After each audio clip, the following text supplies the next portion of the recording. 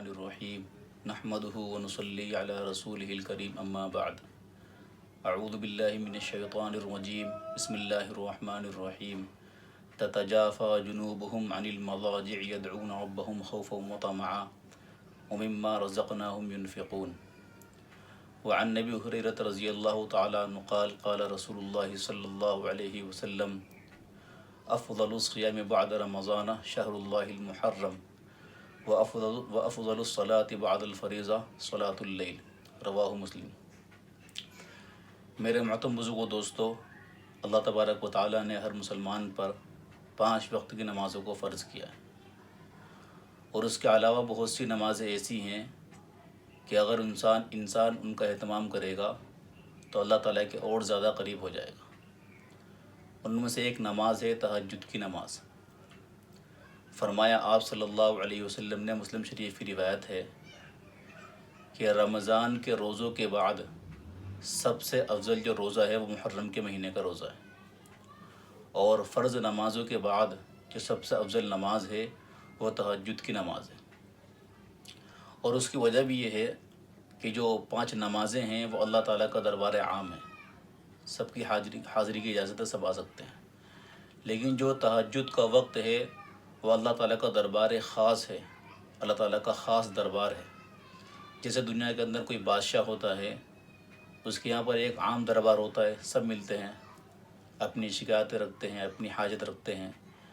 لیکن اسی دنیا کے بادشاہ کے یہاں ایک خاص دربار ہوتا ہے، جس دربار کے اندر اس کے خاص لوگ آتے ہیں اور اپنی بات رکھتے ہیں۔ اسی طرح جو اللہ تعالیٰ نے 5 نمازیں فرض کی ہیں، یہ اللہ تعالیٰ کا دربار عام ہے، اور جو تہجد کی نماز کا وقت ہے یہ اللہ تعالیٰ کا دربار خاص ہے۔ چنانچہ حدیث شریف میں آتا ہے کہ جب تہجد کا وقت ہوتا ہے تو اللہ تعالیٰ کی رحمت پہلے آسمان پر آتی ہے، اور اللہ تعالیٰ فرماتے ہیں کوئی ہے مغفرت کا چاہنے والا میں اس کی مغفرت کروں، کوئی ہے گناہوں کی بخشش چاہنے والے میں اس کے گناہ بخش دوں، کوئی ہے اپنی ضرورت کو میرے سامنے رکھنے والے میں اس کی ضرورت پوری کروں۔ فجر کے طلوع ہونے تک، یعنی صبح صادق تک جو ہے اللہ تعالیٰ کی طرف سے پکار دیتی ہے۔ اسی لیے فرمایا آپ صلی اللہ علیہ وسلم نے کہ تہجد کی نماز ضرور پڑھا کرو،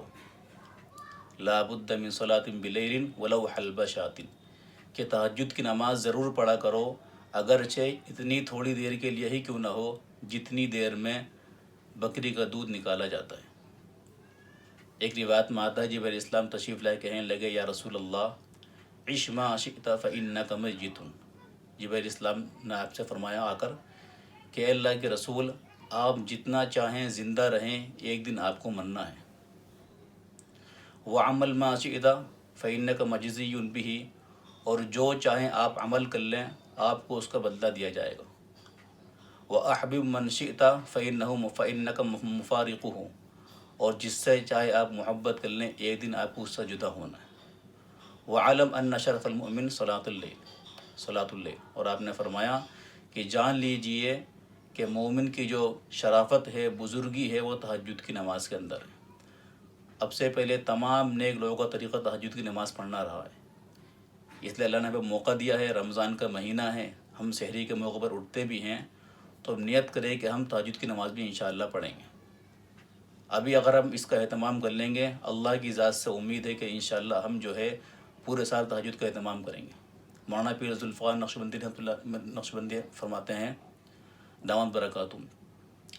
کہ انسان جیسا رمضان گزارے گا ویسا ہی پورا سال گزارے گا۔ اگر اس کا رمضان گزرے گا اطاعت کے ساتھ میں، اللہ کی فرما برداری کے ساتھ میں، نیکیوں کے ساتھ میں، تہجد کے ساتھ میں، قرآن پاک کی تلاوت کے ساتھ میں، تو اللہ کی ذات سے امید ہے کہ انشاءاللہ وہ پورے سال اسی طرح گزارے گا۔ اور اگر اس نے سستی میں، کاہلی میں، وقت کو ضائع کرنے میں رمضان گزارا تو پھر وہ پورا سال ایسے ہی گزارتا ہے۔ وجہ اس کی کیا ہے کہ جب رمضان جیسے مبارک مہینے میں، جس میں شیطان کو قید کر دیا جاتا ہے، گناہوں سے بچنا آسان ہوتا ہے، نیکی کرنا آسان ہوتا ہے، جب اس سے عمل نہیں ہو رہا ہے تو جب شیطان کو قید سے رہا کر دیا جائے گا تو زیادہ مشکل ہوگا۔ اس لیے جو انسان رمضان جیسا گزارے گا ویسے ہی پورا سال گزارے گا۔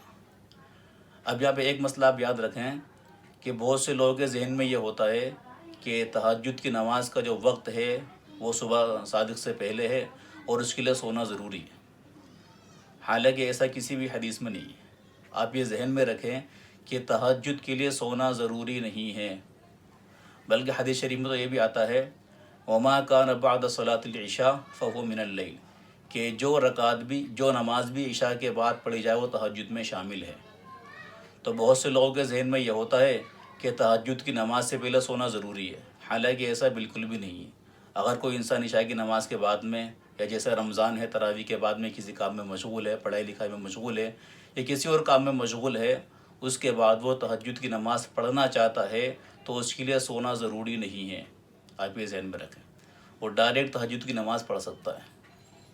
اس لیے ہماری ذمہ داری ہے کہ ہم جب سحری کے موقع پر اٹھتے ہیں، سحری سے پہلے یا سحری کھانے کے بعد جو تہجد کا اہتمام کریں۔ انشاءاللہ اللہ کی ذات سے امید ہے کہ اللہ تعالی ہم کو سارے سال تہجد پڑھنے کی توفیق عطا فرمائے گا۔ آپ لوگوں سے درخواست ہے کہ آپ میرے لیے بھی دعا کریں اور پوری امت مسلمہ کے لیے دعا کریں۔ اللہ تعالی ہم سب کو تہجد کی نماز کا اہتمام کرنے کی توفیق عطا فرمائے۔ فقط السلام علیکم ورحمۃ اللہ وبرکاتہ۔